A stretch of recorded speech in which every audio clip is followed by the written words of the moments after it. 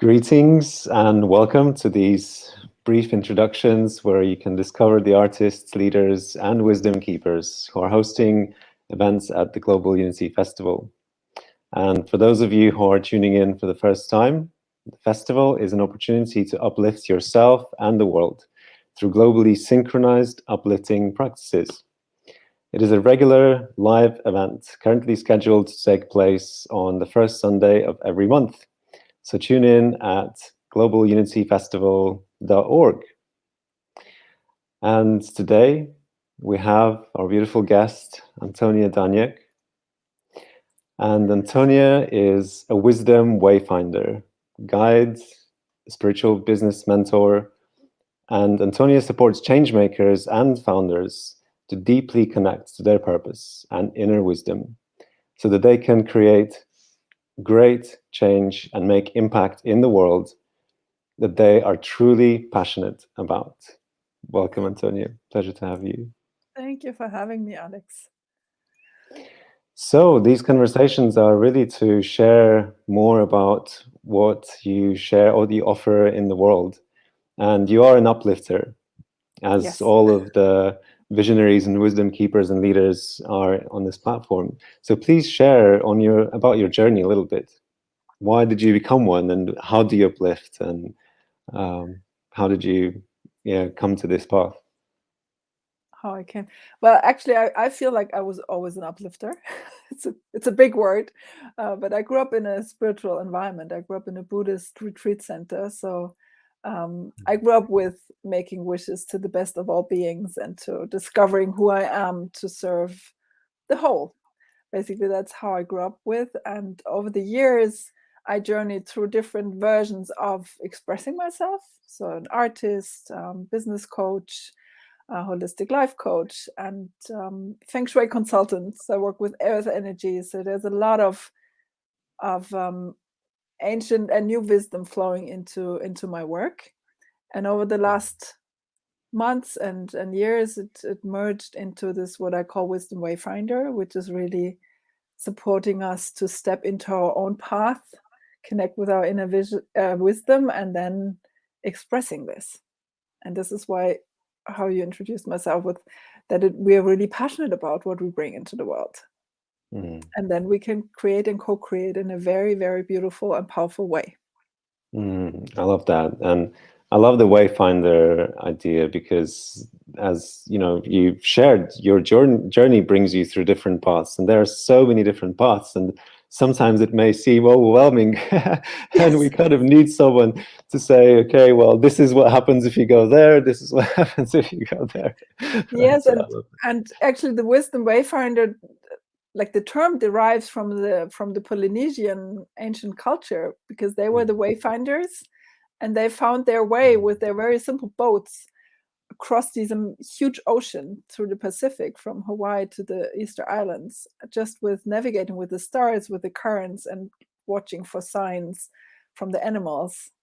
So I translated to our inner wisdom and the inner signs that we find in here, like our intuition, our guidance, and sometimes it's guidance from like it's divine guidance expressed through nature. Maybe we find a feather, or we see an animal, or we see a sign, or someone speaks. So it's really about this dance of being connected with the world and connected with our inner wisdom. And then I feel it needs courage to walk this path. So it's good to have others who are on their own path, and at the same time understand how you need to create your own, and how the courage it takes, and the inner work it takes to really embrace who we are. And I love the connection to nature piece because, most of our world currently lives in urban environments, and we lose touch with the nature, and we sometimes see that as an unnecessary part of our existence. So I wonder if you can tap into a little bit into that piece. Why should we? Why it's helpful and useful to be in touch with the nature? Yes.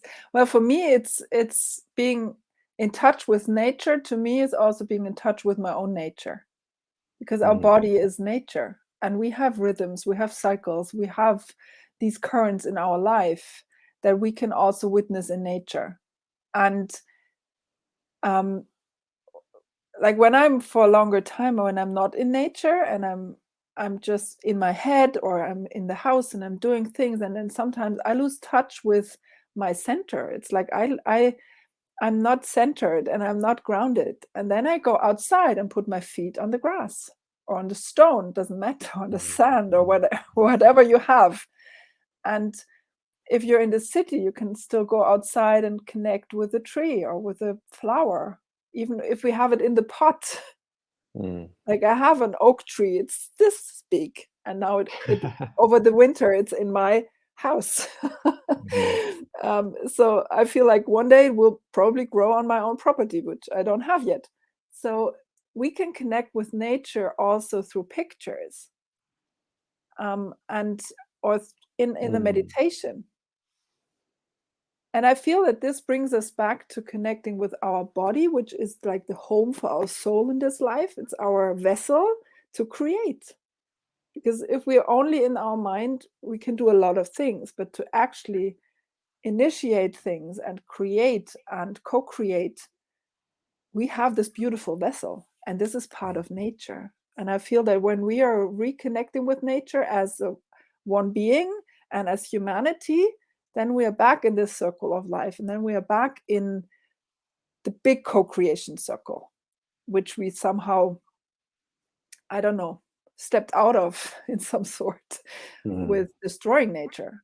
So being connected with nature maybe makes it also easier to connect with sustainable ways of living, with sustainable housing, with sustainable new solutions, because then we feel again what it means to be in sync with nature and to co-create with nature and with source. And it's a different, like we are not better than any other being. Like we are honored that we can live on this beautiful planet, and we are the custodians maybe of part of it, like of the garden, but actually we cannot own it. And being in touch with nature from, like with my body, is already a first step where I feel the ground again. I feel centered, and I can breathe, and I can be more deeply connected with also the present moment. This is for me a big piece of being connected to myself, is when I'm in the present moment, in my body present, then I can feel my heart. I can feel inspiration more clearly. I can connect with people from heart to heart and not just from my brain. Yeah, I'm maybe more aware of how do I speak with my children. Like, right? When the frequency is wrong, maybe it's the wrong tone, and then it's like, okay, I step out of it and I go to really ground myself again. And then I'm back with all my senses and with my energy and with my center, and then I can create from that space, and I call it create from the heart. It's a different, and create with source. So it's an interconnected way of living and being and doing. I love that. Thank you. So yeah, I think we can put that in quotes. If you're connected to nature, you're connected with yourself. Yeah, that's because we're part of nature, right? Yeah. And just to drop a little sort of piece here of the integral theory that I have discovered in my path as well, and they speak about this idea of transcending and including.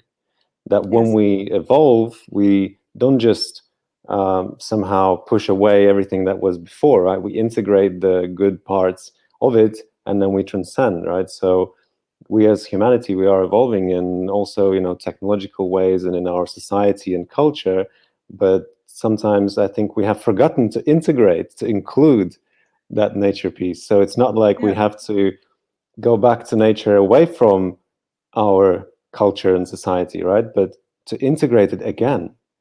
And we, as you're saying, in that moment can co-create in more alignment and with source. And I feel as well in the corporate culture, in the business world, that disconnect is often very strong. And if we were to reconnect our enterprises to nature, what could we create? And Yes. this is a nice segue as well into what I know you also do, right? As we saw in the introduction, work with sort of the business world a little bit. So, and you mentioned in the conversation just before we started recording that you're interested in this transitioning, you know, sort of passing on different initiatives from one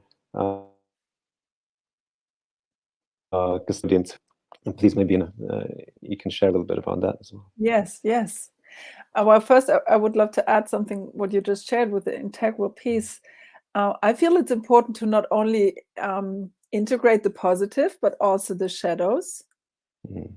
It's like also with our own personality, and maybe that's what you meant. But Yes. but it's I feel it's so important to embrace all of us and learn from it and take it as a fuel to where it takes us.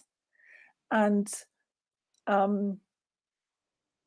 yeah, and then we can grow from it. And when we connect back with nature, it's bringing us back with nature, and this is again fueling us to what we are creating. And if we add in ancient wisdom, I think it's not about going back to the ancient wisdom, because we have a different consciousness now. So the recipes of the elders, I think we can apply them and we can integrate them, and then we can create this new version of it. I love that. Rather than go back somewhere, right? But actually, because we are in a different place. In the future, yes, yes. Our consciousness, our awareness, our human collective is in a different place. We have this new technology. Like I feel it doesn't make sense to go back to something completely that was like hundreds of years ago. But there is so much wisdom in that we can still integrate and embody and remember. There's so much wisdom to remember, and then we can do differently, and we can create with nature and with source differently. And what you mentioned about the corporate piece or the initiator piece, I call it create with source. And the basic idea of the framework is that if you initiate a project or a company or a community, it also works for communities. You hold the vision for this project, and you are the one who has the intuitive knowledge and intuitive guidance how to start this whatever community project. And then you are the one holding the space for others to step in and to do their part and to bring in their vision for their specific area. And there can be like a specific source. There can be like, if it's a community, maybe there's a great cook who has a big vision for how to create the perfect community kitchen and how everything can work. Right. So you don't need to know all this, right? You have people coming in with their specific knowledge, with their wisdom, and they can be part of the whole project.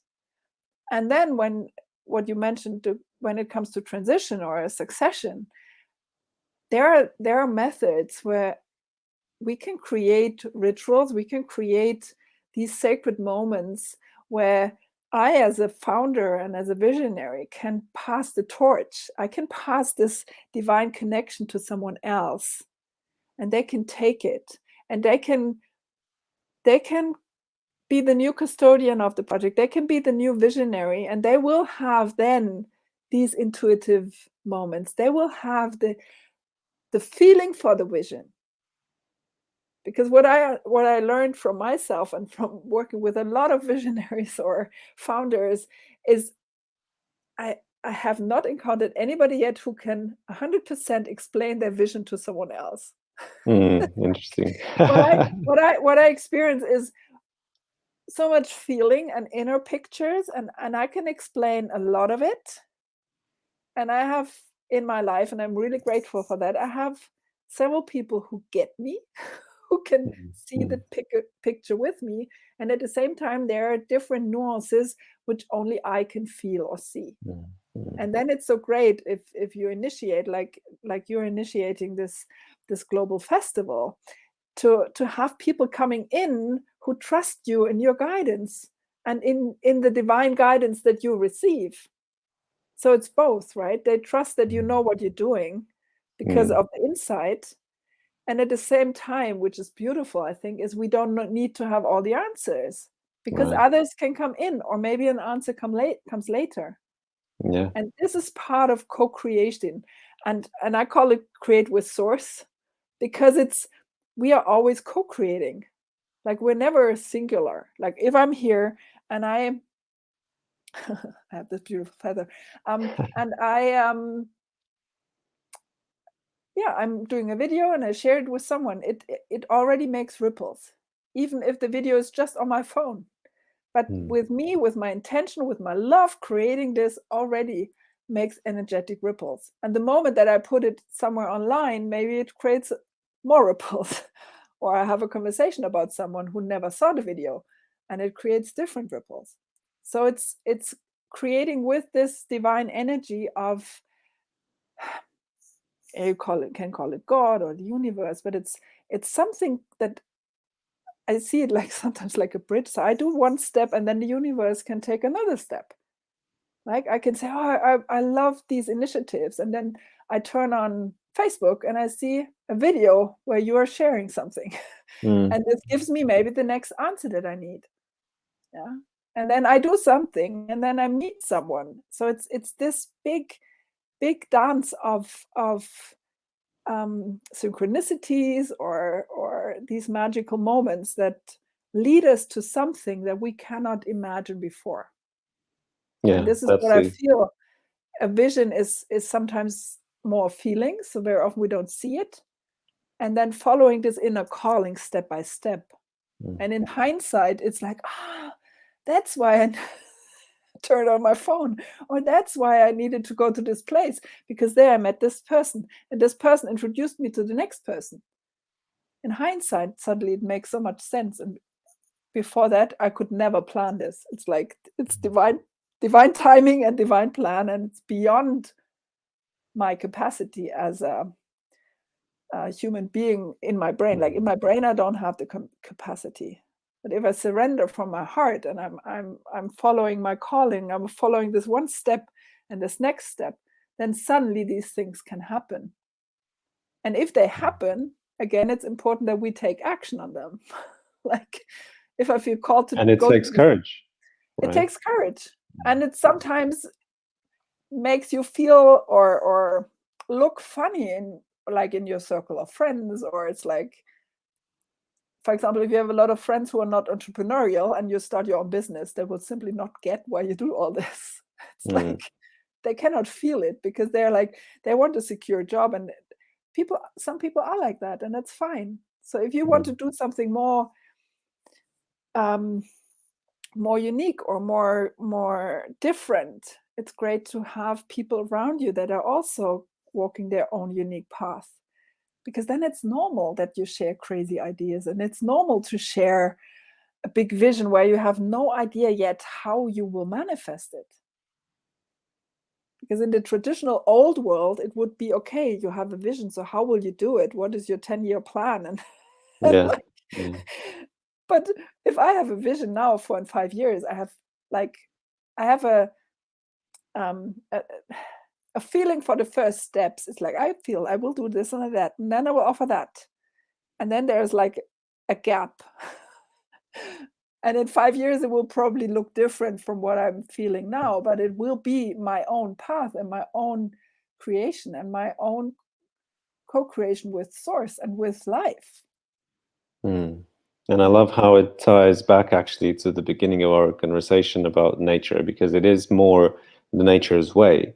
This sort of response, always sort of tuning into that environment and adjusting to that environment and co-creating together, rather than just putting a plan and then plowing like a railway line through the forest, right? And that's the end of the story, right? So that's kind of, it's like Yeah, and in nature, like you plant a seed, and in my picture, maybe I don't even know what kind of seed. So it's like I don't know if it's an apple tree or if it's something else.